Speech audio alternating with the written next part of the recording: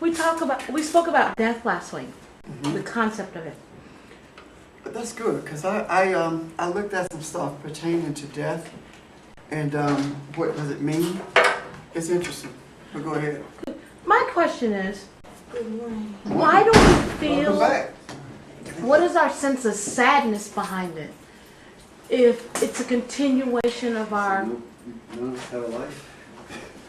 spirit. And the other question I had to ask, so I'm clear on, is the soul what connects the spirit to the body, the physical body? Yeah. Okay.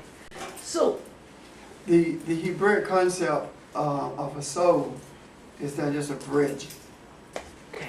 It's a bridge that fills the gap between the spirit and the body.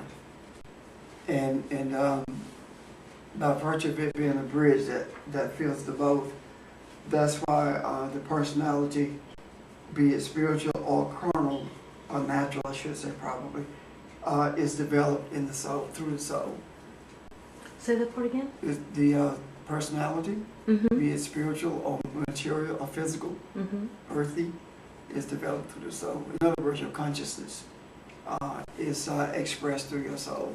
So is our sadness of them transitioning a way of letting go of that bridge? I think a huge amount of sadness during the period of death is that we don't understand what it actually is. Okay.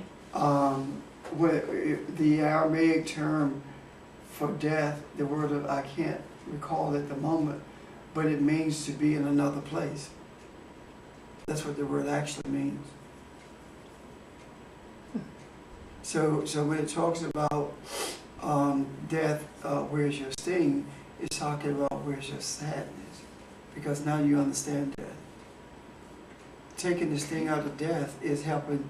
It's taking the pain from it. A sting is a pain. Okay. So the painfulness of it is taken away, and it's just like anything else. Things that you don't understand or that you understand in a wrong way, Mm-hmm. once you do understand them more clearly, it's easier for you to deal with. Or at least it should be that way. It's like, go ahead, Sheldon. I was just going to ask you how quick is the word, not Kita or something like that? Something like that. What I'm looking at, I just don't know how to pronounce it. Mapiqta. Makita. Wow. Yeah. So it means to be in another place. It does not mean to desist. It doesn't mean to deteriorate. It doesn't mean to end. It has none of those meanings whatsoever. Even the idiomatic speech surrounding it has nothing to do with an end of anything. There's no sense of anything ending at all. There's no sense of anything coming to an abrupt halt. It's everything moving to another place. Yeah, and also the thing that I was, what I mentioned last week was I said that we are all as dead now as we will ever be. But at the same token, we're just as alive as we will ever be as well. And so, like Pastor Richard said just now, it definitely has to do with a realization. But at the same, again, it's the same exact realization that Jesus was talking to Nicodemus about as well, because that being born again that he was talking about and mentioning incorporates that realization that we're talking about, that would actually automatically supersede the reality of death in the way that we naturally look at it. When I say naturally look at it, I just mean as far as thinking that there is an end. That new understanding will supersede that. And if you watch it carefully, you will see that when Jesus says that, the word that's translated born again actually is Bereshit, which means beginning. He always is always a beginning, but there's never an end. And there is not is not that your beginning is from the womb of your mother. That's not your beginning. That's your manifestation. And if you think about the whole concept of Nicodemus, it's more about a conceptual way of perceiving things than it is about a man, because every one of us is Nicodemus. Every one of us, Nicodemus is a man of confliction, and he has conflict between his intellectual understanding and acceptance of the scriptures and the spiritual meaning of the scriptures.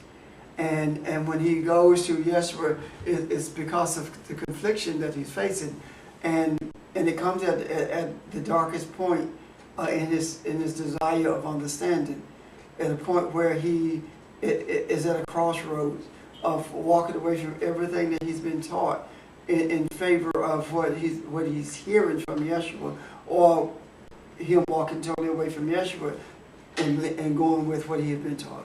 So it's very conflicted at that point. And not only are we Nicodemus, but we don't cease to be Nicodemus until we get to the place where there's no more confliction. And I don't think that's possible as long as we're in this earth. Yeah. All right. Yeah. Jesus comes, Nicodemus said, I'm just putting it in regular English terms. Hey, what is this you're talking about with everlasting life? How is that even possible? Yeah. And Jesus is basically just saying that you don't understand the scriptures, you don't understand the reality of who you really are. But once you start, once you start over with your understanding and you look beyond this physical reality and understand that you are a part of everything, understand that you have no end, understand that there is no death and you cannot die, then you will understand how there's everlasting life. Because he doesn't say to Nicodemus, he doesn't say, you must return to your beginning. He doesn't say that. He said you must return from beginning. Yes. Beginning. He does not say your beginning, because for Nicodemus to do that, to return to beginning, is to be aware of the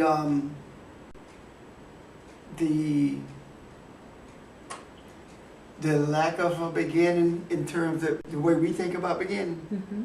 Yeah. It's like knowing that you always was, is, and shall be. If you get that if you grasp that, then you will know what I'm talking about. And until you grasp that, you won't be able to have any perception of what the kingdom is all about. So when we talk about the concept of death, you will see that especially when you're talking about with Jesus, that the concept of death is a thread that flows throughout Scripture, but is mentioned in different ways. With death meaning to be someplace else or being in another place, it's a different way. It's like when Sheldon talks about we're more dead now than we will ever be, and when the Scripture talks about once you eat from this tree, you shall surely die. What it's actually saying is that when you come to, when you accept this way of thinking, or when you are at one with these perceptions, then you will be in another place of being, and that's exactly what happens. You look at people who we call daydreaming. Where are you? Come back. Come back from where? You see what I'm talking about? Yeah, or when we're talking about individuals that we tend to label as maybe insane or not operating. Well, actually, it's funny you bring that up, because when you look at the scriptures, when it talks about and they cast devils out of them, or that's not what it says. It says that it actually says that he brought them back to a sense of sanity. He brought clarity to them. the whole idea that there is nothing in the Hebrew or the Aramaic that gives any indication whatsoever of there being an entity that possesses us as we have been taught in the past. And I taught it because I didn't know any better. There's no such thing as that. It's all about confusion and perception and thought. That's what he's talking about. If you really want to get an understanding, I know it helped me when I began to think about it in terms of wires being crossed. You know, the thoughts are wires and they're crossed, and we term it as being insanity because the thought patterns are not clear, and the person may be doing things that we consider out of the ordinary, that ordinary people don't do. You know, if a person who that has Alzheimer's, that if you put that in a younger person and that person becomes violent, before they are diagnosed as having Alzheimer's, the first thing that someone thinks is that they lost their mind. You see? But if it's an older person that happened, the first thing they begin to say is that, oh, you know, it's Alzheimer's or is their early stage of dementia, something like that. Does that make sense? Yes. Yeah. So, go ahead. No, I was just going to say this is where I find sometimes the way, what I understand in Buddhist explanation, things are explained. Because it sort of gives you something conceptual to place your Hang your head up. cloud of uncertainty, whatever you want to call it. Because you're not quite sure what you mean substantively for all that intellectualization of yes, death, this, blah, blah, blah. But the simple thing in Buddhist stuff would be, I suppose you could say very few people in this life attain a level of, we would probably call it connection, that's so complete that they're free from any need to continue to find that perfection, right? But there are a few, though in Buddhism you call those Buddhas. And they can choose to live in the realm of completeness, or they can choose to come back and help others find their way. And the world is not a world, it's a series of worlds. I suppose you could kind of say like onions. Or they kind of divide it in upper and lower. And the human world that we live in now is just above the edge of the upper. And the upper meaning everything moving forward in that direction is more toward completeness. If you live in the lower realms, you're more there's more confusion and more darkness that you have to find your way out of. More importantly, you might be living in a world where you don't have scripture and you don't have teachers that have gone before to help you find a way, so there's more confusion. I'm almost reminded of that movie that Robin Williams made about his wife committing suicide, and then he said, no, I'm going to find her. I don't want her to live in eternity and all that confusion and negativity. It's almost that kind of thing. I'm just saying all this to give you some place to put your thinking. So, Well, it's the same Is thing. It does. I'm the same thing. so actually, what I was sitting here thinking, what I would love to hear someday is a Hebraic, Aramaic / whatever scholar talk with a Buddhist to find where there's maybe commonality in some of that, because I'm not convinced that there isn't more than we understand it to be, but the vocabulary that we're used to hearing makes you think it's like this. It is, that, as a matter of fact, it's not commonality as much as the sameness. Well, when Paul talks about, I mean, I just used the word that came to mind, but you know what I'm after. yeah, I know, yeah. So truth is truth, and however it's expressed in this tradition, if you want to call it that, it's analogous to a certain extent. Right? Well, Paul says that it is more expedient for him to be here, to stay here. What is he saying? I could live in the other world, but I choose to stay here because there are others who need Yeah, the expression of the understandings that I have. what comes in the higher levels, so to speak, in Buddhism is a serious, real, full compassion for others, which makes maybe that choice an easy choice. No, I've already got what I need, so to speak. I want to help others. You know what I mean? I mean, But then you don't get it when you get to. Well, but this is the thing, right? Anyway, it gets Yeah.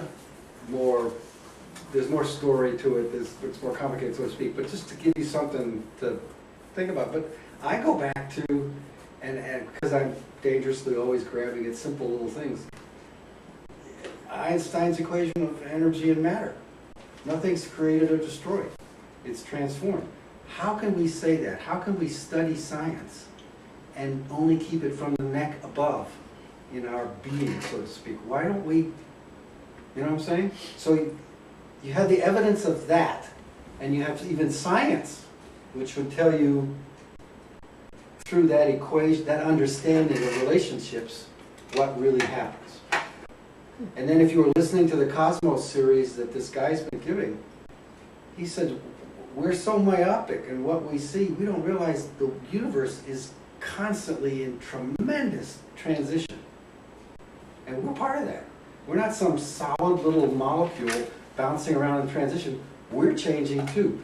But that's why I think in here we say, and in other faiths they say, the only place to get a sense of that is to go inside yourself.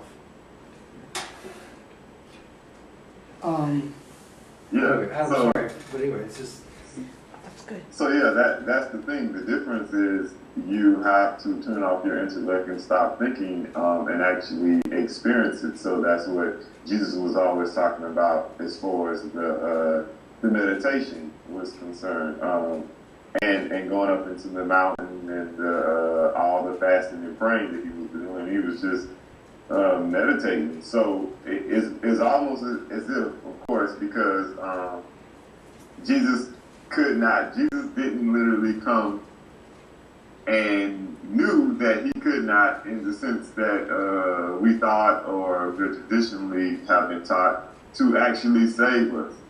The only thing he was is a guide or a teacher to point us to do the same exact thing. And he could not actually come and make us do these particular experiences. We had to seek out ourselves.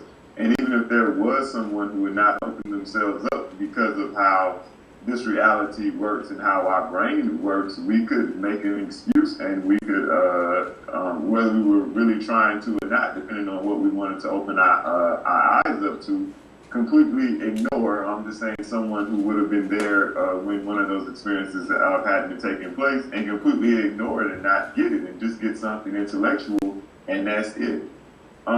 So yeah, the key is the actual experiencing part and turning off the and opening yourself up in order to do that, in order to let that transpire. Because other than that, you're just being told something, but it hasn't become a part of it. When Richard mentions the idea of the universe constantly being transformed, again,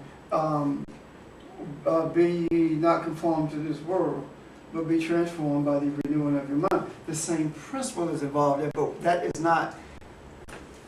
We translate it differently than what it was stated, than what is presented, because it is simply saying, don't mold yourself, don't limit yourself to the confines of what you see before you, but be transformed by renewing your mind. What does that mean?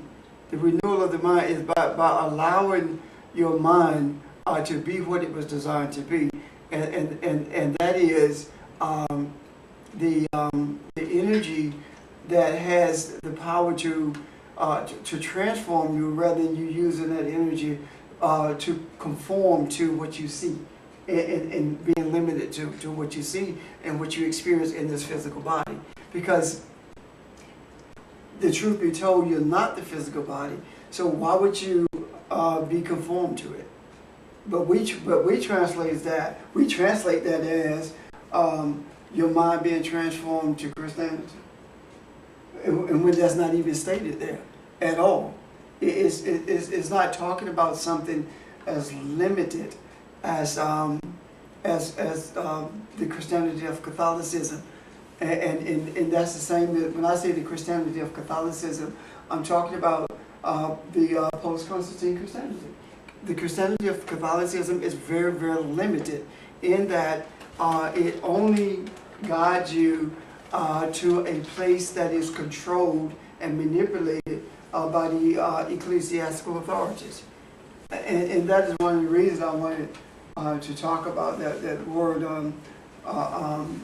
Hidayah, which talks about the only begotten Son. That, the origin of how did that get into Scripture anyway. But more importantly, when we talk about death in relationship to transformation, it puts you in another place. The transformation does. And what it does, it puts you in another state of being, which is also a way of saying a state of mind or a method of thinking. You think differently than your surroundings.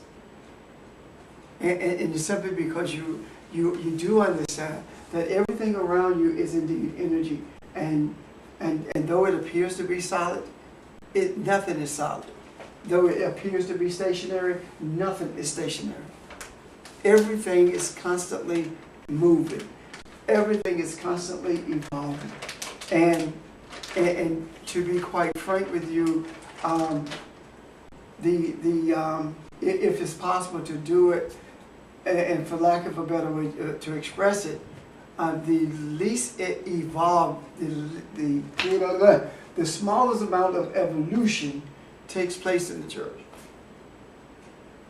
People at the church evolve far less than anyone else, and it appears that it is part of the reason that everything is slowly changing as opposed to changing, period.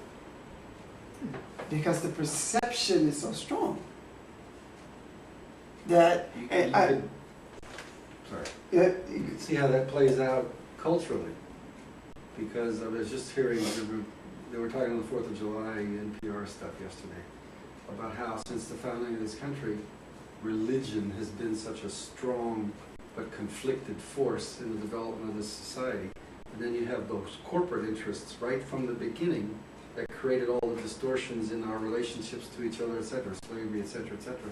So look at the power that those energies, perspectives can create in terms of the illusion that we have something really great, wonderful, eternal. And what's happening, all of those things that you just mentioned are resurfacing Cracking in a different way. And changes The corporate, the races, all that is resurfacing. And it's necessary because beforehand we dealt with it from an intellectual perspective. And that because that's how we saw it, writing laws and passing acts, as opposed to being transformed or transforming the energy into something more powerful than just speaking things to make other people feel good. Because the civil rights legislature is stuff to make people feel good. It doesn't change anyone.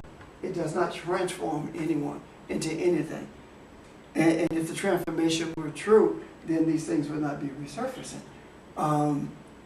You mentioned the religious aspects of it. Right now, with what happened in the Supreme Court with the contraceptive thing, I would like to send I'd like to send Alito a thank you note. I'm so glad it happened because it gives us an opportunity now to approach it from a spiritual perspective, as opposed to how it was approached in the past. And those things that are transformed from a spiritual perspective, and when I say spiritual, I'm still talking about energy because that's what it is. When it's transformed from a spiritual perspective, then it's changed indeed. It's really changed. But when there is a sense that things are being transformed simply because of men passed some laws, you begin to see that nothing really changed. It was just swept under the rug. And now, it's been swept under the rug, the hump has gotten so big, you're stumbling over it now. So now you got to uncover it and deal with it for real. What are we gonna do when Ginsburg retires, though? Well, you're right. And see, my thing about that whole thing, even if she does retire, it doesn't matter, because everything, this is what I'm saying, every single thing that is taking place now is doing it at a faster pace than we have experienced in the past. And it's not being done haphazardly. It's being done because it's time. It's time for exposure. It's time to take the scab off the wound and expose it to the light. It's time for that. It's time for all of the sickness, and I'm talking about emotional sickness and all of the mental diseases to be dealt with. We talk about people who are diseased mentally, and we talk about institutionalizing them. But the ones who are seriously mentally sick are held as heroes. They're not being institutionalized. You see? So I guess they are an institution. It's just an institution of government. I mean, how can you be in your right mind and state that a corporation is people when corporations commit crimes and don't go to jail? You know, how can you do that and say that that was the intent when Thomas Jefferson clearly wrote the differentiation between corporations and people, with the Constitution making the application to people, not corporations. I mean, it was clearly written in the notes during the discussions. So these kinds of things are surfacing for a reason. So if Ginsburg retires or dies tomorrow, or if she does it under the Republican administration, it's fine, because quite frankly, the George Bushes of this world did the greatest things in this world to bring us to spiritual enlightenment. I like what happened because it brought us to a place of spiritual enlightenment. When Obama was elected, I said he should send George Bush a thank you card, because without George Bush, he wouldn't have gotten elected. He would just put the mess in his lap and let's make it worse. So the things that appear to be negative, they are being placed in our laps for us to make the transformation into something positive. Because energy can destroy you, but you can't destroy it. And when I say you, I don't mean the being, but your thought processes. But you can't destroy it, but you can transform it, and it can become your friend, rather than you treat it as your enemy. It's like looking at nuclear fusion. You know, it can kill you as well as keep you warm. So it's all in how you not just perceive it, but how you use it. And I think that when we look at the idiomatic languages, not just the Arab and the Aramaic and the Hebrew, but the Arab and the other Semitic languages as well. When we look at those idiomatic phrases in those languages, we begin to see that we are so far off base until we're not even on the same playing field when it comes to what our understandings are.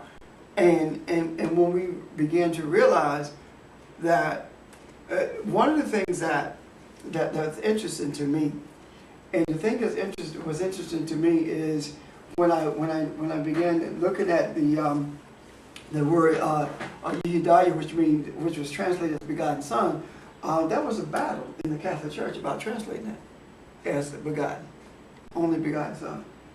And the battle was between some of the bishops who understood that was not what it's supposed to be. But guess who won out? Because that elevated a person above everyone else that we can tell everyone you got to aspire to be this person, but you never can be. But if it had been translated the way it's supposed to be, then it would have put everyone on the same field. So the Pope could be the infallible one, and the ecclesiastical order could not be the ones who manipulate everything. So these are things that are coming to light now, and when I say coming to light, also mean that we are just beginning to see what life really is. And if you think about what we consider life to be, living a good life. Want your life to be better than mine. Our children's lives should be better than ours. Or you are a success versus someone who's not. What does all that mean? Every one of those phrases that were stated, we're referencing material stuff. None of it is talking about the spiritual. But now we're at a place where people are more willing to listen because they're hurting more than ever before. And people don't have a tendency to listen and to respond to what they're hearing if they're not feeling it, if it doesn't affect them. That's the whole idea behind pushing this women's issue, to make women feel the pain so they'll come out and vote. You see, people don't respond unless it affects them.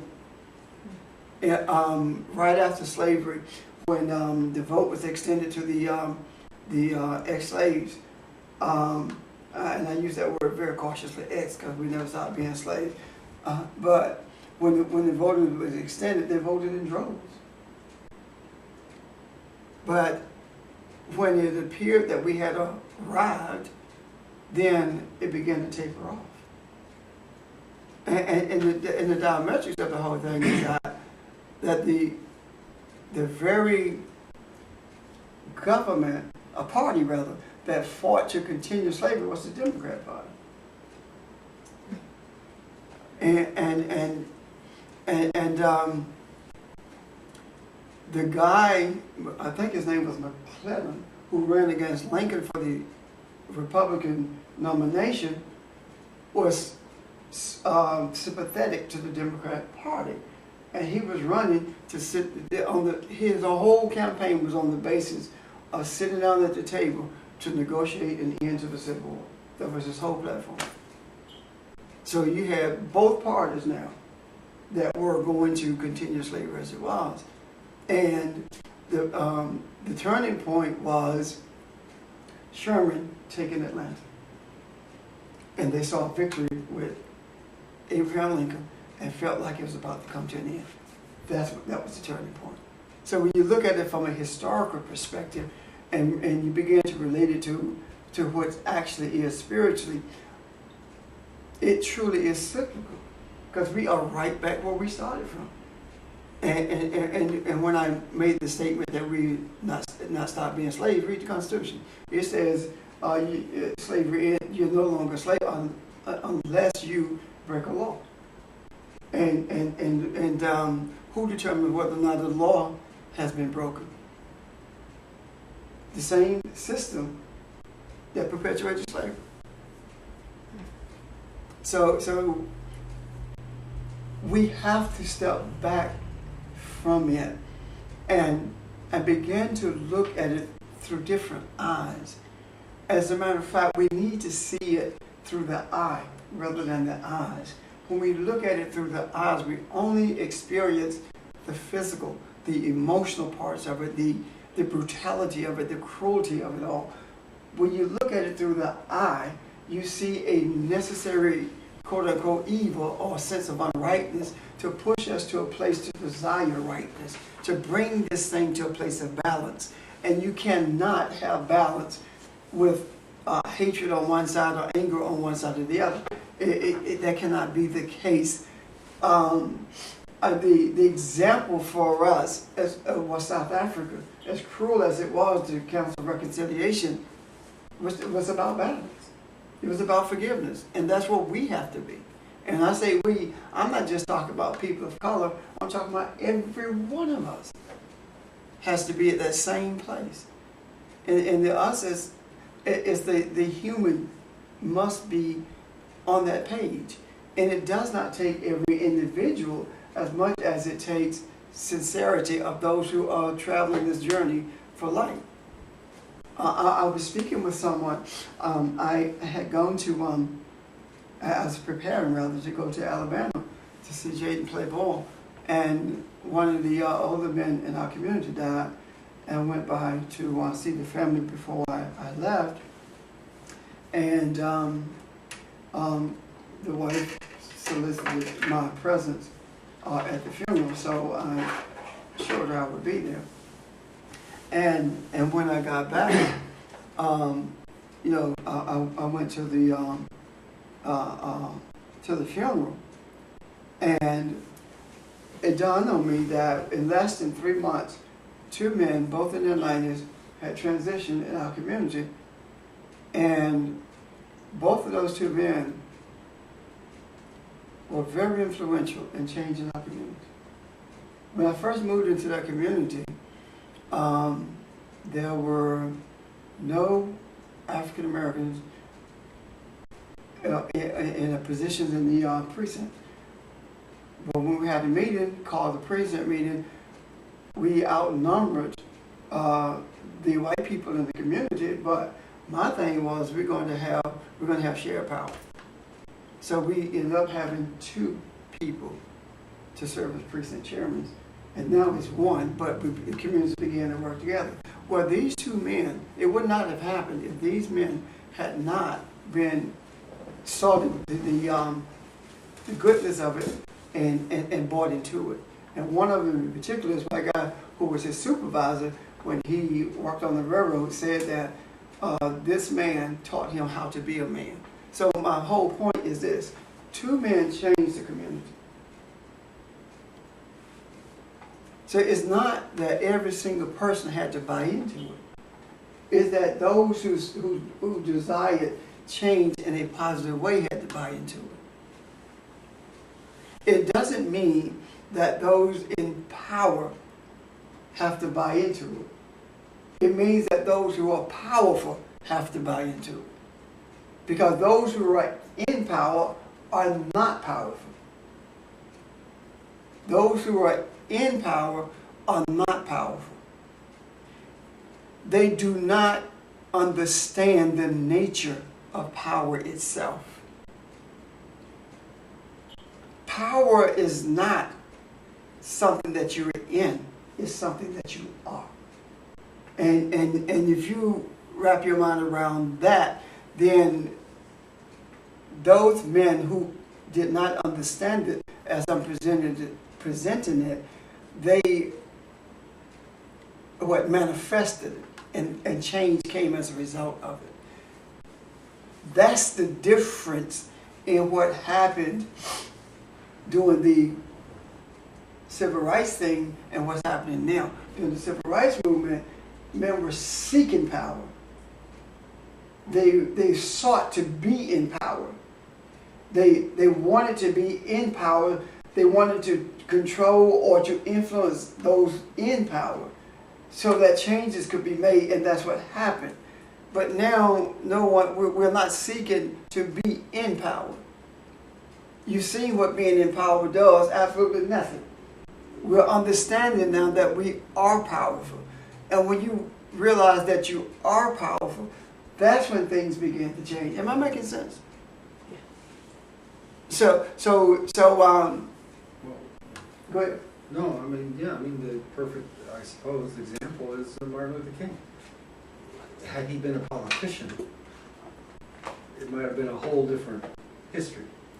But the fact that he was outside part of a movement, an energy that was building, made those in the structure pay attention, and reluctantly or not, mostly reluctantly, have to take steps. So it's, like you said, yeah, it's the politics follows the power the energy. The energy that drives it. Yeah, I mean, politicians are not leaders per se. No. If you think about it.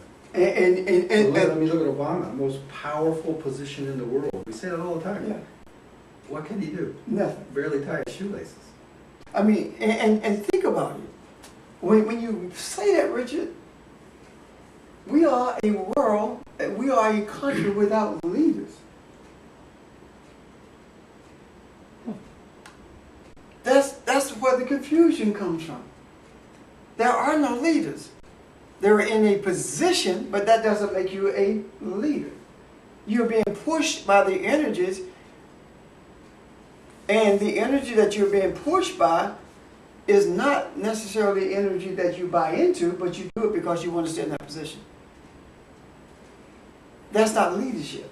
Well, but I do believe what we're seeing happen, and there's some people who are projecting this in a very negative way, yes. I think we're seeing essentially disillusion, things coming apart, and the question is whether they're to come back together again in a new way, or for how long are they going to continue to come apart?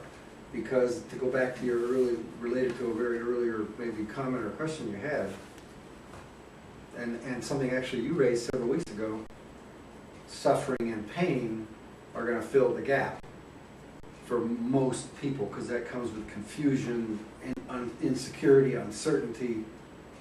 So on one level you can say this is change, change is part of this life experience, this universe, etc. But a change is also pretty violent. Most of the time, I mean, look at how a seed turns into a plant, pushes its way through the shell, etc. I mean, we think of that, we don't think of that as, the shell's not screaming and yelling, but you know what I mean? Nothing It comes, might be. it doesn't come that smoothly, easily, and gently, just so it's so small we think it is, but, right? But when it happens to us, pain. So I think a real challenge is, how do we understand dealing with the pain, the confusion, the anxiety, the uncertainty? How do you get past that so that we can not be a casualty, if you want, of this?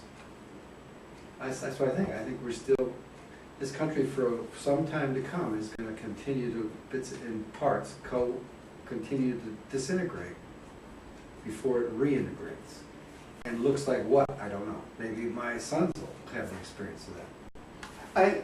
I think that if it does not continue to disintegrate, there's nothing, it cannot be Well, put. that's It analogous has to to what be you're that. saying. Yeah. Yeah, It was like the Legos. because it was such a distorted entity in the first place, the reality. Look, I mean, I grew up thinking this was a great country, and then from about Vietnam on, I started to have serious questions. But I was paying more attention, really. And now I think I'm living through a period, and maybe everybody does to a certain extent, where this thing is reforming itself, whatever we are. And there's still a lot of people on this planet that have a lot of hope that we'll get it better. But there are also other people out there struggling to do the same thing now. We're not alone, so we're not the biggest, best thing on the planet, right? And that's not the way it's supposed to be. You know what I'm trying to say? But it's for this period. And I find myself selfishly thinking, this is not the part of my life where I wanted to have to deal with this. I wanted to be younger, right?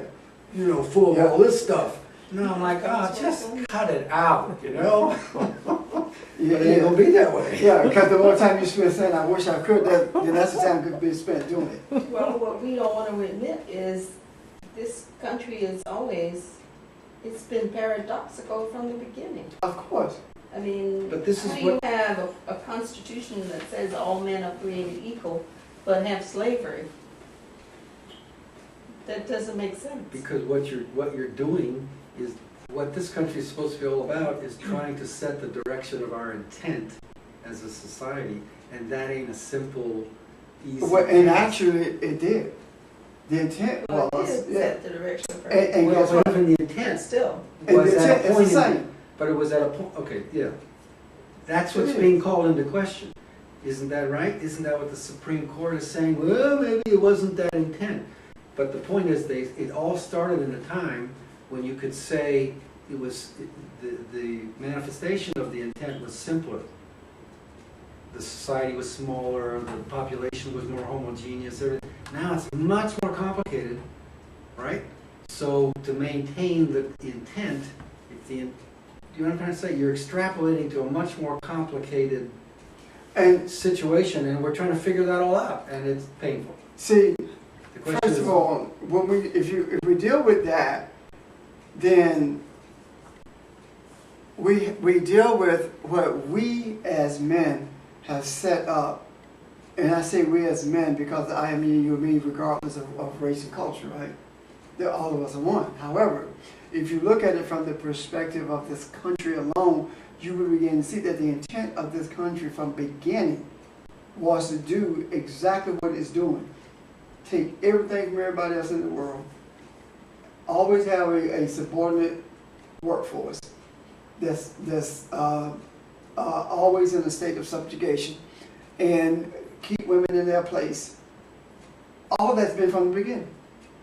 If you look at, you cannot vote unless you have property. You look at, you cannot, the slaves could not vote, women could not vote, and the intent of setting up the treasury was to all currency, the value of all currency in the world would be set by the U.S. Treasury. Well, we need to throw the electoral I college in mean, there too. right, to make sure that the electoral college were put in there, to make sure that that ignorant men, and these are in the notes right in the Constitution, that the ignorant men, men who not of much learning, would not be able to control this country to the extent that it would take it out of the hands of the very few at the top. That's what the electoral college was about from the beginning. And so these, when you look at that, the intent is actually coming to fruition more so than it has in the past, because in the past we looked at it from a civil rights perspective and not a spiritual perspective. And when we begin to look at it from a spiritual perspective, then we are more able to deal with. I said it before and I said it again. As long as we perceive, we meaning the what we call the church especially, but everyone in general, as long as we see racism as a political problem or issue, then there is justification for it.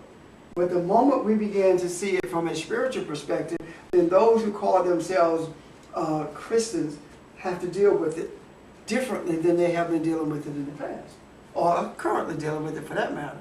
But the Supreme Court just said that you can deal with it on the basis of your religion, because your religion overshadows everything else. So just maybe it has put the idea of racism in the arena of spirituality and taken it out of the arena of politics by virtue of religion determining that, well, I don't believe that races should mix, therefore Richard and Audrey can't eat at Maurice's.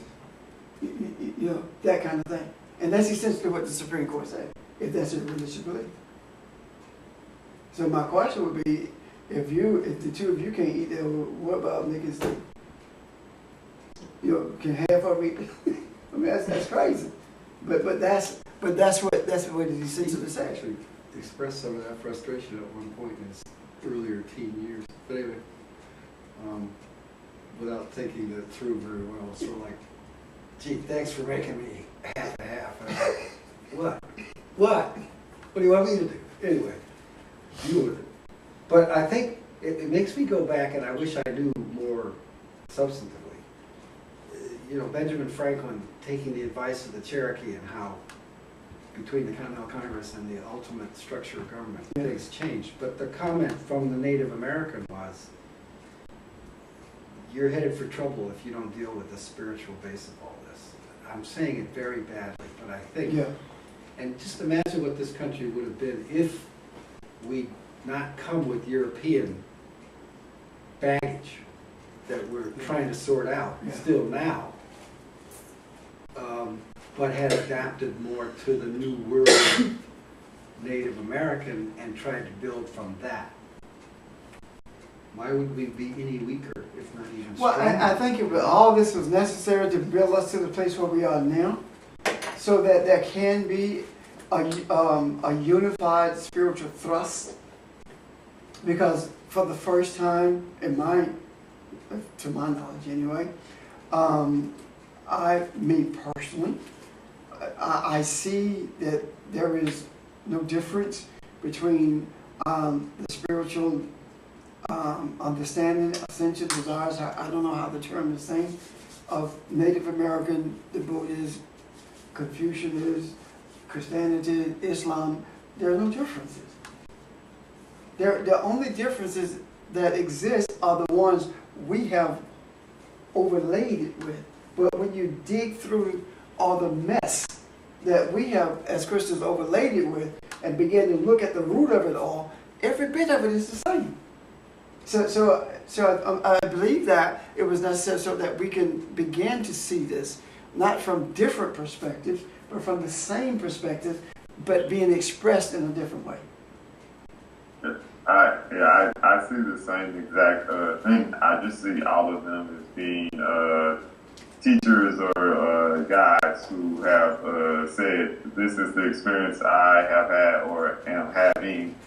That's neither here or there, that's not important. But they're explaining to the people, the group, we can just call them to be simple, their audience, in a way that they can understand. So from their cultural context and the beliefs that they already have, they're meeting those particular people where they are and saying, hey, if you do this, you need to look what's inside and experience yourself and grow and go beyond what you think reality is. All of them are saying the same exact thing in many different words to many different people. And Well, but what to me, what I'm using from this, is we say that in here, and I know that, but what I mean is, what it says to me then is from the founding of this country, to just use an expression, religion has been a major tension. In fact, wasn't dealt with for the first 50, 60, 80 years, then finally found some. But it's religion, I guess what I'm saying between the European and the Native American, is I'm saying the Europeans brought religion, the Native Americans had spirituality. yeah. And we've never learned. I came into your home and your community and I brought my own ideas and wanted to change you instead of learning you. I've been evangelical since the beginning of this country. I've been a Jehovah's You know what I'm saying? Witness, I got your dog. Native American, they tell you to do it my You way. know what I'm saying? It's the same thing. So that's, in a way, we've been evangelical since the beginning. And see, this is the thing. It's the Yeah. European arrogance. Sure. Yeah. Whatever we say But we is never true. worked that through. And that's the thing that's surfacing. It's the results of all. There was never an effort. Oh, okay. There was never an effort. Kind of skirt. There was never an effort to understand the true nature of the scriptures or of the spiritual beliefs from which the scriptures came. And there's never an effort to do that. The effort was to spin it the way that they wanted to spin it. And to this day, it is the religion that came from Europe by way, with the scriptures that dominates religion in this nation. It does not matter what you say. I can look at these scriptures all day long and I can sit there and show them what's there, and they would tell me, if it's not King James, it's not Bible. And I'm saying, are you kidding me? But So where did the King James come from? Then you get all this other stuff. It came from the Latin Vulgate, or it came from the Greeks. But you never get. Well, what about the Old Testament? Well, they don't count no more because they Jews. They killed Jesus. So they stopped counting? The ignorance of it all. But that's how the justifications are put out there. The only thing that matters now is the New Testament. The old stuff does not matter until it's convenient. Because Moses is a good dude, but we don't like the Jew. Yeah. Yeah. I mean, that's crazy to me. It's psychotic. Now, if you take the New Testament and look at it, well, that comes from the Greek. It doesn't. And when you look at what's really written, even sometimes if you look at it from the Greek, because they didn't make all the mistakes, there are some things they did right, and the acceptance is still not there, because we are white and we are right. We're the Southern Baptists, we're the American Baptists, we are the Catholics, and we know what's there. And now I'm off on this thing trying to tell people that please understand something. If you say that you are Protestant and Catholicism is something foreign to you, you are foreign to yourself.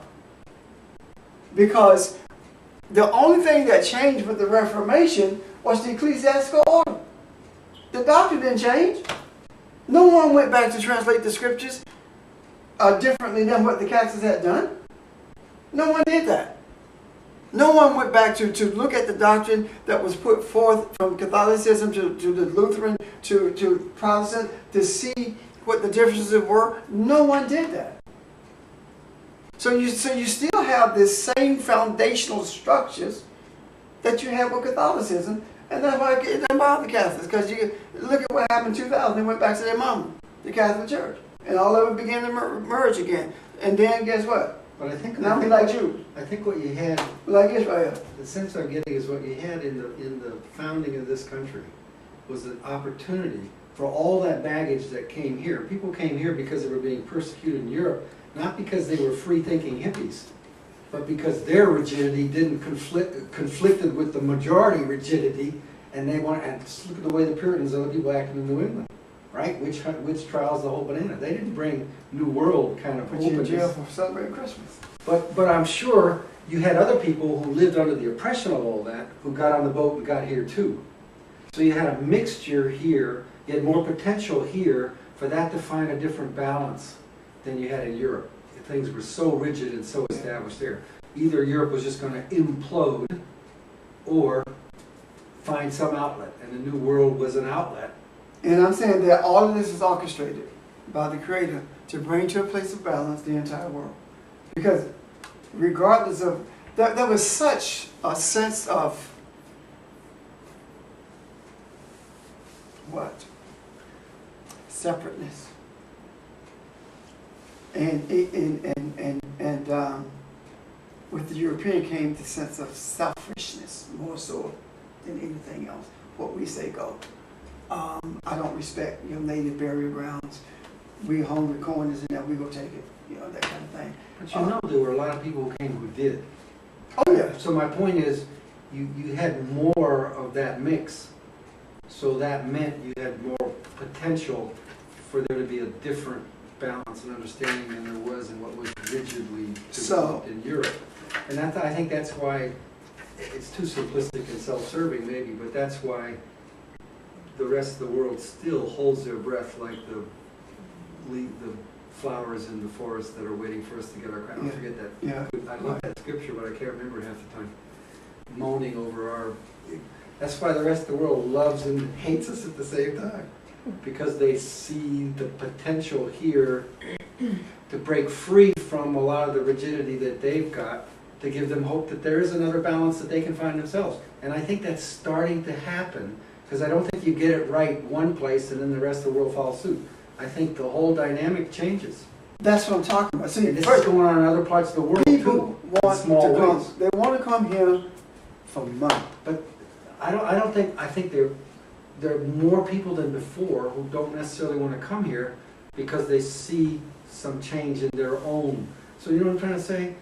Even if it's on a very small, crude scale, I think changes are starting to take place other places too. It's just we're so self-absorbed And we are so powerful in influence at all levels that if we don't get it better, it's gonna be harder for everybody else. But I think there are fewer people that just wanna come for the money. I want to meet those who come in for spiritual purposes. Well, no, I'm You know, as opposed to the a ones who better come life.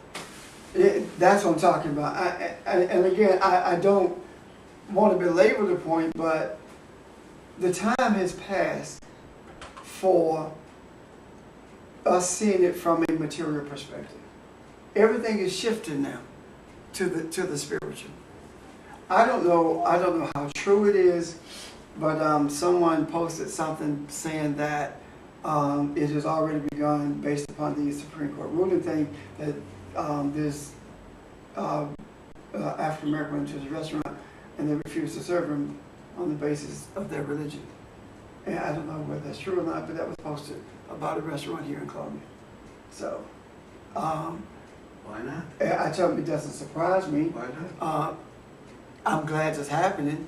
I want it to happen, more frequently, so that people, because when people begin to take notice, that's when they began to see things differently. That's when perception began to change. But we have to be very, very cautious that we do not allow it to degenerate into a movement of hatred and anger based upon race.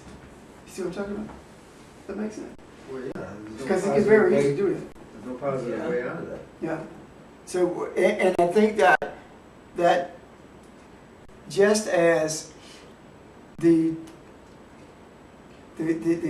perception, the transitional perception that Jesus taught, just as it was necessary at that period, so that men could see that they are indeed the image of the Creator, they could see it more clearly. That's what our role has to be.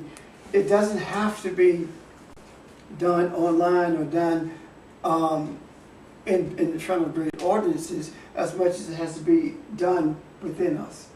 We have to be the ones who make certain that this whole attitude does not devolve into another form of racism coming from either side. When I say either, I'm talking about coming from people of color or coming from those of European descendancy. Well, I think if it does, to the extent that we can't overwhelm the world with our power, we're going to be left behind. Well, I'm saying that we, People are changing and the other we places. of which I speak is not America. Okay. The we of which I speak are those who are on this journey of light, realizing that we do not live in power, we are powerful. There's a scripture that says that for as many as believe on his name gave he the power to become the sons of God. What that scripture actually is saying is that those who believed in his teachings, and belief in the Eastern world is not something that you think about, it's something that you become. Those who they have the authority to be the power that they were created to be. If they trust those beliefs, and by virtue of that power, you come to the realization of being the sons of God, being the sons of Elohim, of being the light of Elohim. That's what the scripture is saying. And I'm saying that when we come to that realization, we are in a position by virtue of the power that we are to redirect the energy that would otherwise devolve into something very, very negative. Does that make sense? We can do that. See, as long as I see myself sitting on this stool in America having having not enough influence to touch someone in China by virtue of my just being here, then I have lost sight of who I am. But if I can see who I am, then I also see that what exudes from this body of energy has an effect on all other energy. And the light is always more powerful than the darkness, or the light dissipates darkness, or the light overshadows the darkness. So wherever there is darkness, then the reverberation of the enlightenment of the desire to see, or it begins to overshadow the darkness in other places, and people begin to think along different lines, and they begin to see things differently.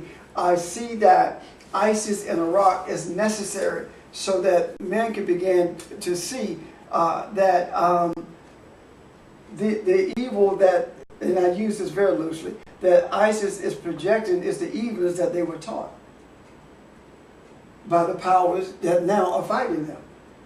So it pushes you to a place to desire something better. And I don't mean something naturally, physically, materially better. I'm talking about something better in terms of your being. Okay, I have a question. If we believe that we are all Elohim, okay, I think we talked about this one time before where we took that E equals MC squared. Yeah. So if the E represents Elohim and the C represents light, then the M represents, then not man, but Material. no, well, I see it as representing each person, who they are in terms of what their thoughts are, what their Material intent thoughts. is, what all of that stuff that congeals into whatever that makes you that mass. Mm-hmm. So if everybody has their own M, then how do we get people to come together and so that all of the E equals MC squared are heading in the same way? Or do we need to have them all come together and head in the same way? Because that's what, the whole time you've been talking, that's what I see, is everybody taking their own personal little M and doing whatever they very well please and creating a havoc kind of energy. And my response to that is that's what I was talking about when I talk about the reverberation of the light that we project, Yeah. influencing that darkness, that M. Mm-hmm. And it may not even travel it. The pathway changes or it stops. There are people now who, and I use this primarily as an example, there are people who are Sunni and Shiite who are saying, you know what, we can live together. But we can't live together with ISIS. But before that, they had separate communities. Mm-hmm. So what's happening? It took that darkness to push them to a place where they began to think differently. So the light that we project, and I do believe that when we began to deal with racism, it also the same energy that causes racism is the energy that causes Shiites and Shiites and Sunnis not be able to live together, or Jews and Muslims, that kind of thing. Same energy. But when we began to deal with that, then now all these things seemingly are falling apart. But at the same time, beneath the surface of it, the ones who were separate from each other began to see that we are stronger as one, and we can overcome this darkness that's rolling in our direction. So that's where the influence of the M comes. Mm-hmm. And I believe that that's what we're doing. So then,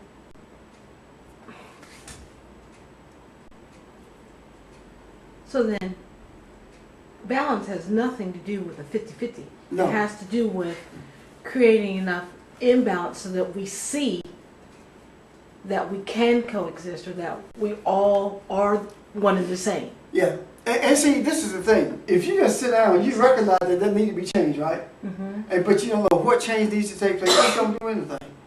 And usually what happened, I don't know what to do, but I know there needs to be change.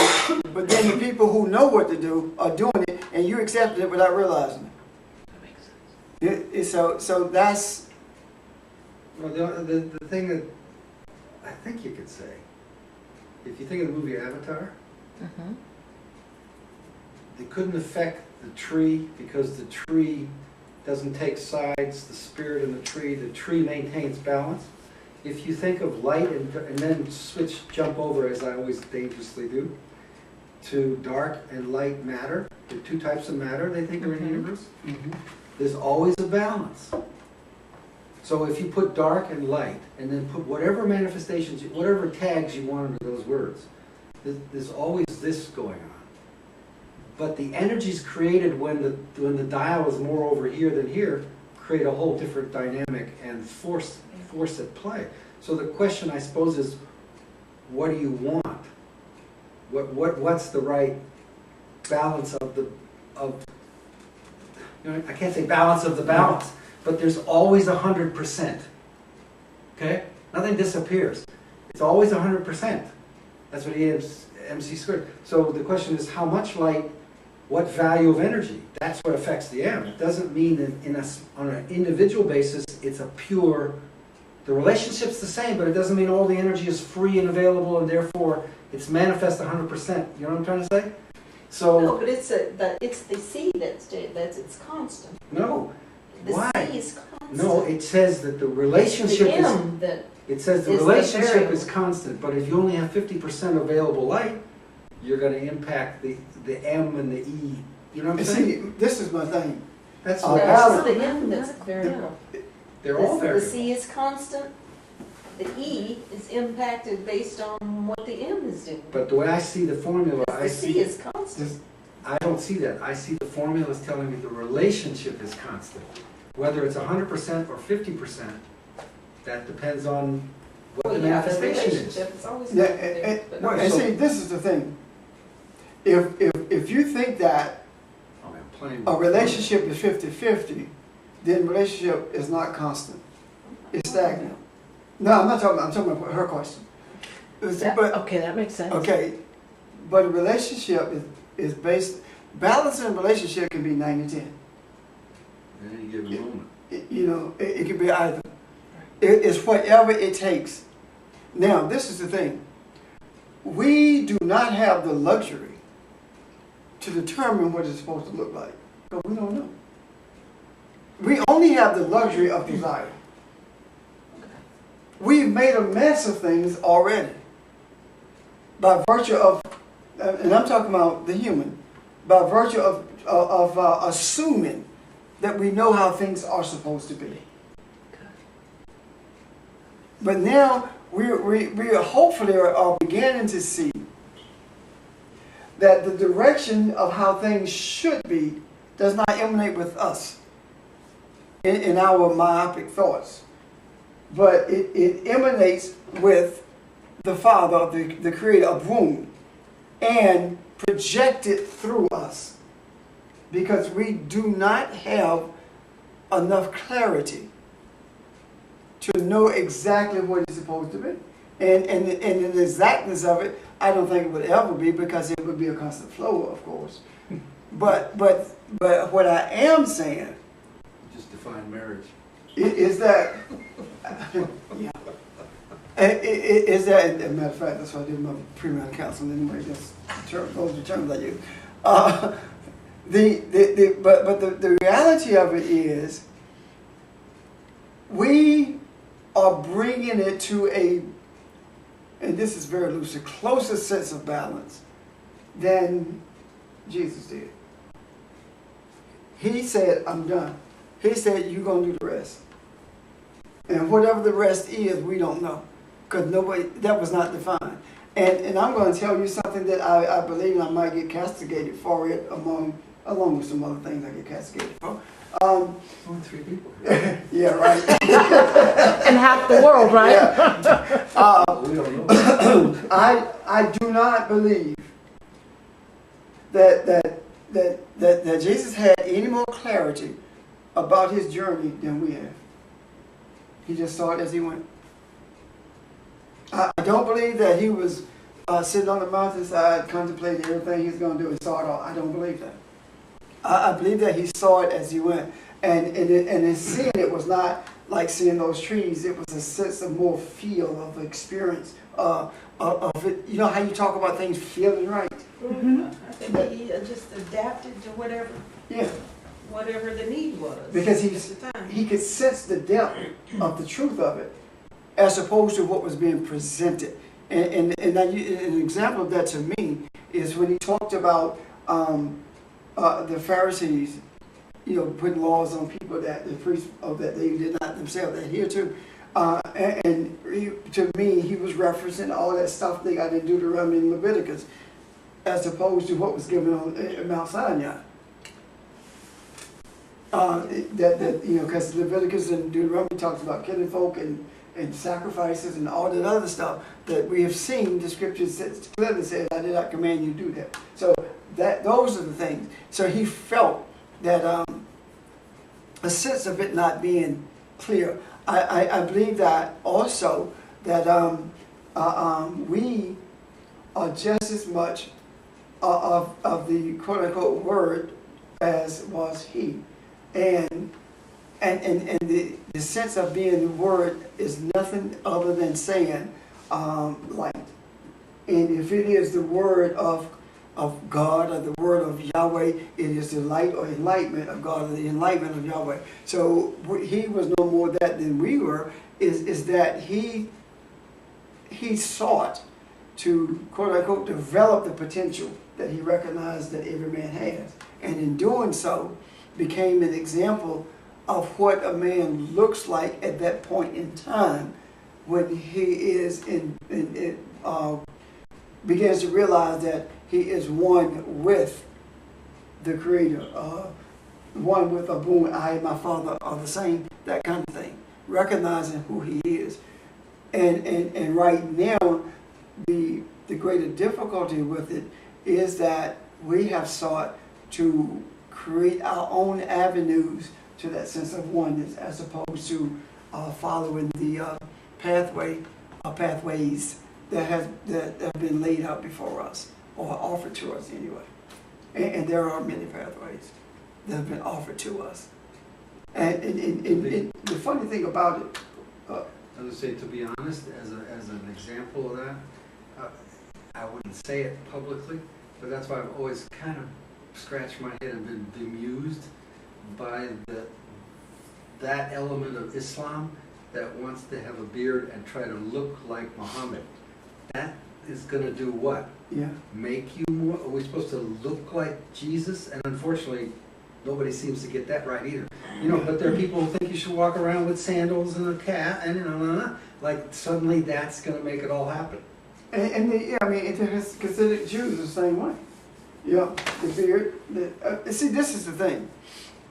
You got to go back. Conventional wisdom in the East says that when men of wisdom are in your midst, you don't even recognize them because they don't project themselves. You have to search within yourself to be drawn to the men of wisdom to get the answers that you're searching for. But there is never, the men of wisdom are not those who, here I am, hear me, my name is on the marquee, or look at me, I have on the collar, or the beard. That's not the way it's done. How long, when you look at the New Testament, you see Jesus walking and you hear what they're talking about, but the question is, how long was this man of wisdom in their midst before they even recognized it? Think about it. He didn't walk around with a sandwich sign on saying the end is near. So Hope not. Don't make that. That's dangerous. I'll make that cartoon, but you get it. But you see what I'm talking about? What if all along the people that stand on the side of the road with the signs are really the men of wisdom? But then we're in trouble. But then We're deep, Yeah. deep. when you look at Actually, when you look at Islam, it does not matter which religion you look at. Drill down. Who is that? Somebody coming on? No, I think So he's this going on. Okay. Yeah. See, can you reconnect that? or say connection. When you drill down through those religions, what happens? You begin to see that everybody believes the same thing. The men of wisdom in every religion. I'm not talking about that surface stuff at all. I'm not talking about, come on down and give me your hand and you're going to be baptized, you're going to be a member of the church. I'm not talking about that. I'm talking about the basic root of doctrine. Every religion believes the same thing. Every religion. And the fluff is what gets us in trouble. The feel-good stuff. The idea that I'm a Baptist and you're a Methodist, that's what gets us in trouble because they're separate. But when you drill down and you begin to look at, I'm not talking about theologians in this classical sense that we know theologians because they're crazy. I'm talking about those who, and this is really going to be a bad term, those who look at it from the philosophical depths of belief, the philosophical depths of truth. Every one of them see the same thing. They simply express it different. But they see the same thing. And usually the ones who are like this are not recognized until they have transitioned eons ago. And they can be used. Yes. Well, because if the truth of it is, a big part of it, to buy some Freudian terminology, is I don't know what word to use, what verb to use to do with your ego. If you basically dissipate your ego, there's no sense of self versus something. So nobody would walk into a room and go, me, because the concept of me isn't the same as the concept of me and the other people in the room. Yeah, and what So happened? in a way, you might perceive that person as being meek. But if you take all the Aramaic translations of all those things, that's what they are, because that's what the translations tell us. You don't ask the to question, understand it. you don't get the answer. Yeah, is that simple? And you push that guy out of the way and think he's nothing, sure, or that lady, or woman, whatever. Isaac Asimov, I think, wrote a nice book about Jesus came back and he was living as a homeless guy in the street and they didn't know what to do with him. They thought he was schizophrenic and all that kind of stuff, and they institutionalized him, and I can't remember the end of the book, but anyway, that's kind of what you're saying. And that's not kind of, that's it. I mean, that's what it is.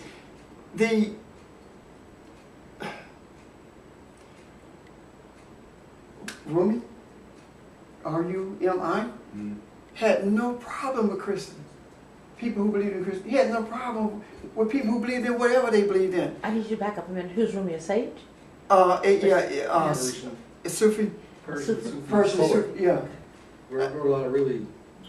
And people travel from all over the world to talk to him from every religion.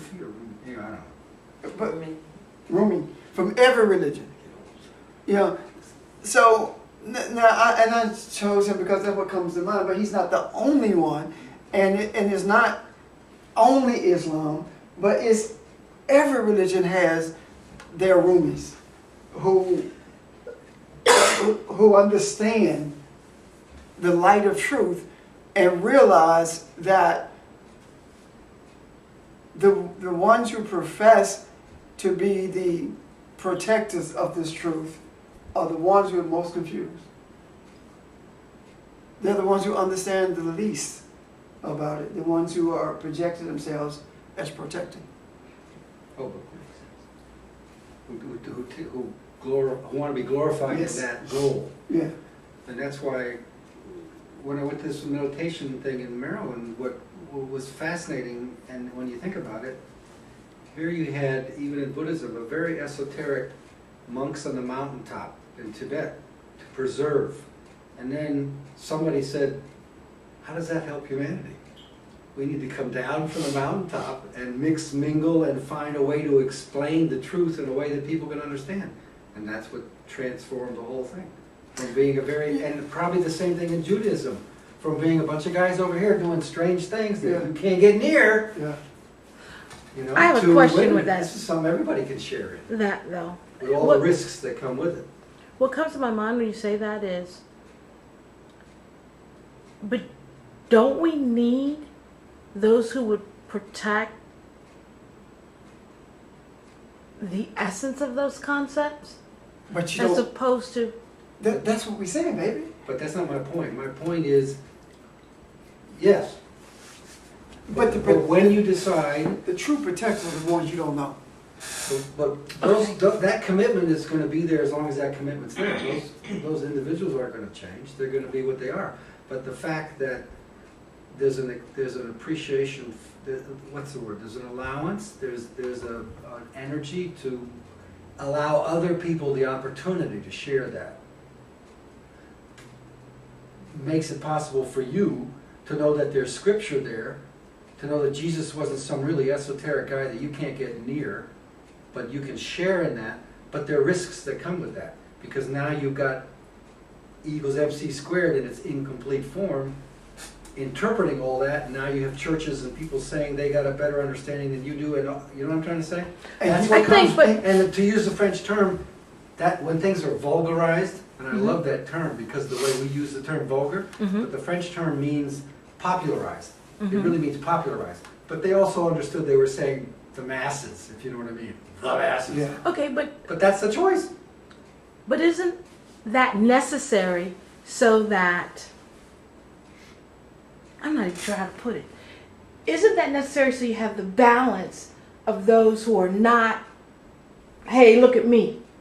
Isn't it necessary to have those over there that I think it's like an analogy. You may get the surface, and don't we need that so that the depth really holds its meaning? But, not Am I necessarily making- so. You mean the preservation of that sort of pure something? The purity of it, and I don't mean purity in terms of, Well, you know, without flaw. language. I guess I'm Yeah. referring to But the the balance. Like, But that balance is, honey, don't we need that Truth- darkness to have that truth is light? going to exist Okay. if this doesn't.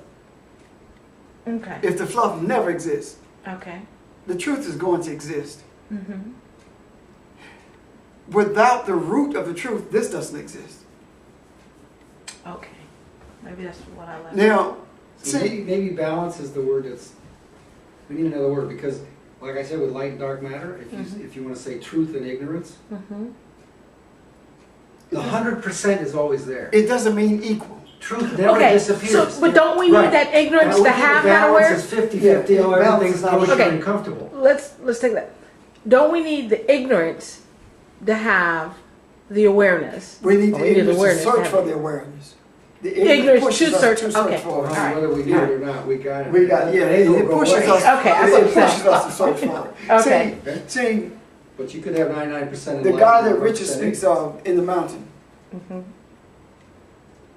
is the one who is in another way saying, "Look at me," Okay. I see what you're saying. as opposed to the one who's in the midst of everyone, and some realize who that is and others don't, and the ones who don't is because they really don't want to know. Okay. I'll give you an example. This guy said to me, says rather to this group of people, and we talked after that, he says to this group of people, I'm always open to the truth, no matter where it carries me. And afterwards, he said to me that he wants to see whatever the truth of the scriptures are, whatever the truth is, that's what he wants to see. Whatever is there, he is open to that. And my response to that was, okay, and that's all. Because I know that he's not. And the reason I know that is because the moment I open my mouth and say that Jesus was not a sacrifice for you, that's it. But that's the truth in the scripture. The guy that I have been in contact with for many years and taught at the church for many years, and we had reestablished contact, and I was helping teach at the church. I went through the stuff and showed him what the scripture said about this. You know, I did not command you to do sacrifices. He don't return my call no more. I haven't talked to him. I'm gonna call you. I don't hear from him anymore. And I was saying it to Ron, so Ron, he doesn't even call me. I call, leave a message, return a call. And Ron said, I'm not sure I wouldn't kick you to the curb. You just upset his whole He balance. said, when I think about this thing, yeah, you wrap your mind around that. It's kind of, but I showed it to him. So there are times when you can be in the midst of people and know the truth, and you're not supposed to show it to them. Every question that is raised does not beg for an answer. Well, yeah, you have to discern when But what, you can and when you can't. The analogy is so strong for me today about raising children. I mean, what's the good of showing a child something they're not ready to understand? So you can't show them the whole truth. If you took your child to the top of a cliff and showed them this is what the world's all like, they'd probably go, ah! Yeah. And I feel, How they gonna work their way through it? I feel like that there are, especially during those periods when I'm searching, I feel like I don't fit. Especially in either segment of my family. I just don't fit. And during those times, there's not a period of loneliness. I don't feel lonely as much as I feel, like the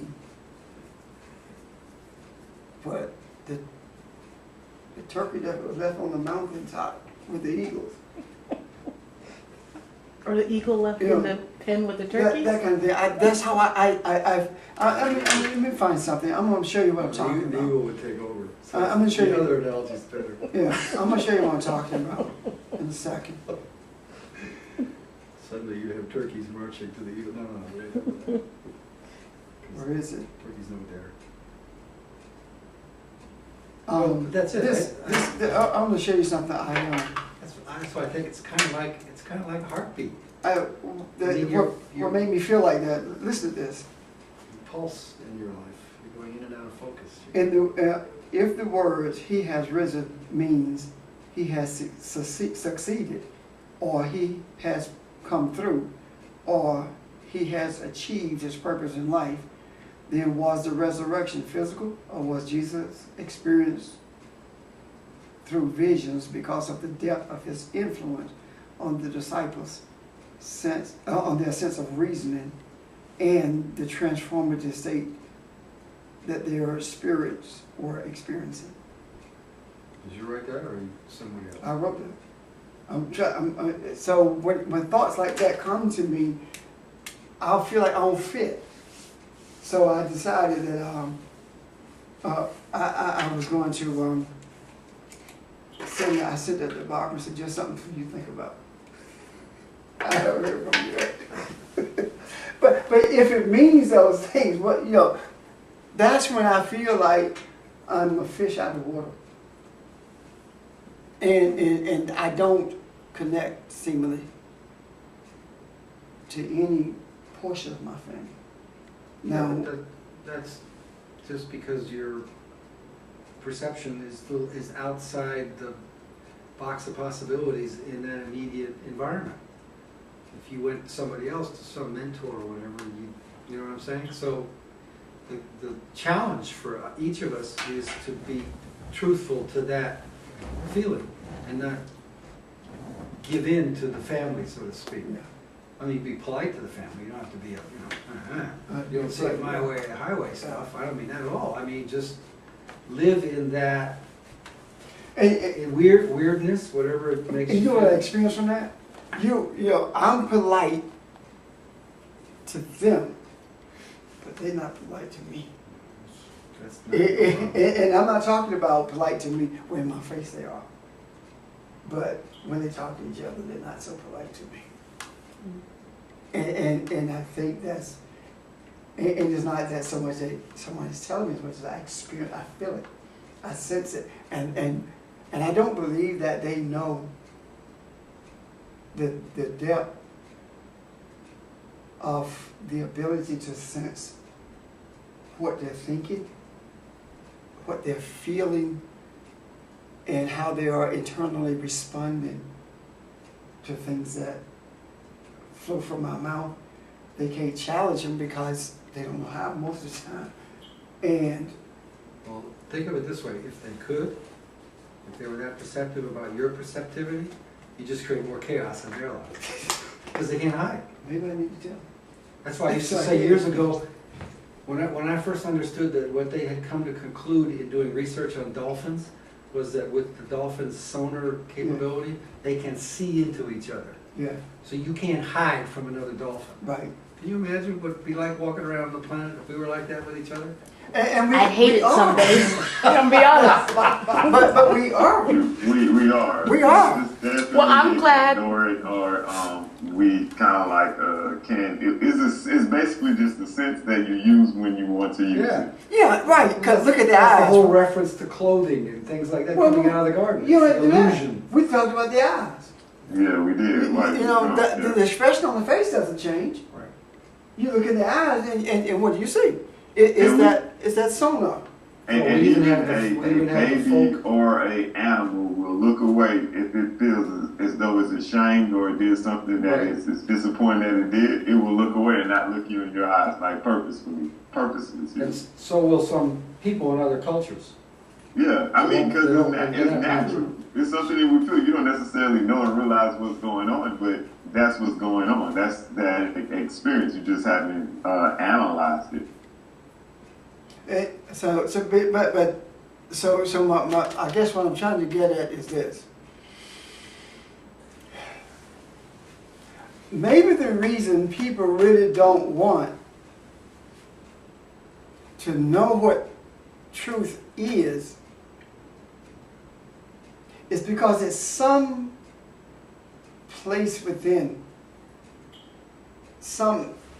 subconsciously they realize that it would separate them from, in a sense, from what they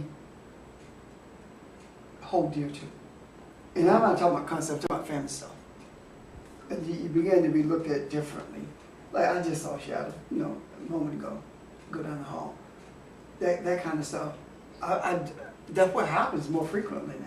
Which way was it It went, it left you. No, I just caught that because I'm not going down the hall. But it's, going?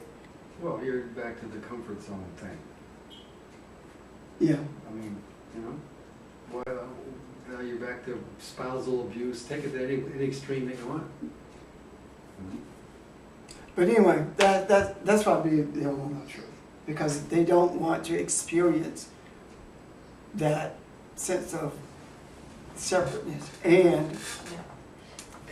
I think that those who profess to know the truth and project themselves as knowing the truth are the ones who, at some place inside them, know they don't, but they want to convince everyone that they do.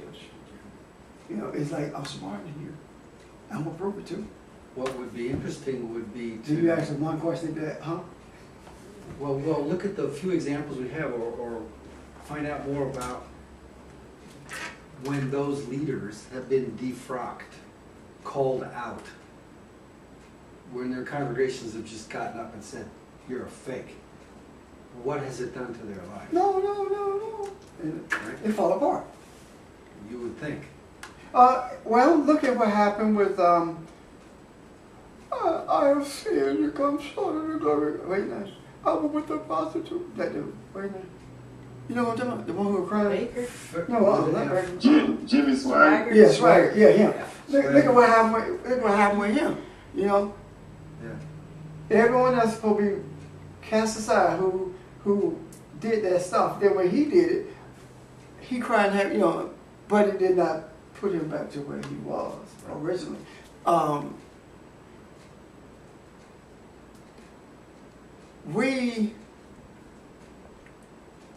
I think it takes a sense of stubbornness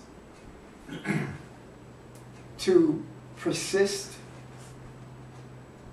in being different and overcoming it, regardless of what friends or family say, it doesn't change the persistency, even though, to be honest with you, it's harder to be persistent when they're saying nothing, but you know it's there. When they say it, it's easier to deal with because now I can answer it or answer it with a question. And what I've experienced is that there are times when, especially with peers, they'll ask you to do something on the spur of the moment, hoping that you can't do it or you can't produce. They raise complicated questions, or I was sitting in a class, just sitting there having no participation whatsoever, and questions would come to the guy who was teaching. It was about the stuff he was teaching, and he would say, "Well, I'm gonna let Pastor Rich answer that." Until it got to the point where I began to say, "Do you really want me to answer that?" And I took him there a couple of times after that, and he said that no more. So, but as long as I was sitting there and I experienced what was going on without them saying it, it was more difficult to deal with. Does that make sense? You put that there, I don't care. It's out there now, I have to deal with it. But anyway, I'm done. At some point, I want to get to only begotten Son. He died. I want to get to that. Because I want us to have a clearer understanding of that football verse, John 3:16. You know, at the back of every football field, John 3:16 is projected on the walls. Yeah. In the stadium, They just put, John 3:16. they don't tell you what it is, you gotta go get your Bible and Yeah, find out. yeah. Well, then, some of us, But I want to talk about, for God so loved the world, He gave His only begotten Son, those who believe Him should not perish but have everlasting John life. 3:16? Yeah. And then on the 17th, for He came into the world not to destroy, to condemn the world, but that the world through Him may be saved. I'm dying to know, why is it at a football stadium? But because religion dominates everything. Okay. Why is it That's necessary good enough. for football players at the end of a game to stand over there and pray? Yeah. You know, why is it necessary? Y'all can tell Why I is it don't watch necessary to football. have prayer before the game, asking God to let you win? The team over there doing the same thing, so who do I like today? I mean, you know, who does he like today? That's a position, man. So if you ever find that out, then you go to Vegas with some cash, you good. Who you facing today, right? But anyway, I'm done, and I do want to, as a reminder, August 14th, people from Philly will be coming in, and I probably will be in Philadelphia between now and the 1st of August to talk about the stuff, and I sent them the itinerary to choose from. All those things I help them to understand that it's impossible to do all of those things. So we will see how that plays out. And I gave you tentative Thursday evening Columbia, Friday morning until Friday evening Charleston. If we get back in time on Friday night, it'd be at the house where we'll do a dance type thing. On Saturday will be the cookout at the house on the 16th, and then the 17th, the church. So Charleston is the 15th, the Friday. Yeah, Okay. yeah, okay. That's a tour guide. Yeah, I don't know what that is, okay. Tour guide named, I'm the sheep, It's, I'll go along. I'm not the tour guide. yes, you are. Ooh, no. I'll go along to get along. Yeah. So, but anyway, that's where we are. Once we choose things, I'm gonna get back with you. Okay. So we can choose the best route to take, you know, what sequence to do it in. Okay. Okay. All right. Okay. All right, we done. Have a great one. All right, Sheldon? Bye, I'll see you Sheldon. soon. Thanks, Sheldon. With your glowing hand. Take care. Don't Heal tell us him that. all. Blowing hand. He won't get up now. He's afraid if he get up, the hand stop blowing. Have a good one, Sheldon.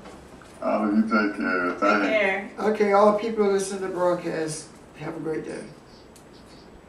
Because I'm going to have a few minutes.